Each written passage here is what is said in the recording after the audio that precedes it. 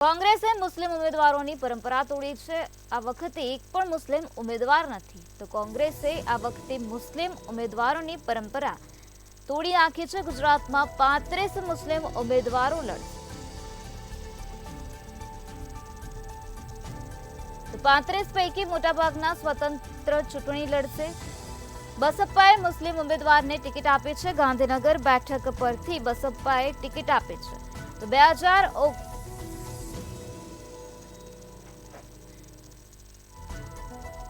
બસપાએ મુસ્લિમ ઉમેદવારને ટિકિટ આપી છે। ગાંધીનગર બેઠક પરથી બસપાએ ટિકિટ આપી, તો 2019માં મુસ્લિમ સમાજના 43 ઉમેદવારો હતા, તો કોંગ્રેસે મુસ્લિમ ઉમેદવારોની પરંપરા તોડી નાખી છે। પ્રથમ વખત એક પણ મુસ્લિમ ઉમેદવાર નથી। 35 પૈકી મોટાભાગના સ્વતંત્ર ચૂંટણી લડે છે, ત્યારે બસપાએ મુસ્લિમ ઉમેદવારને ટિકિટ આપી છે।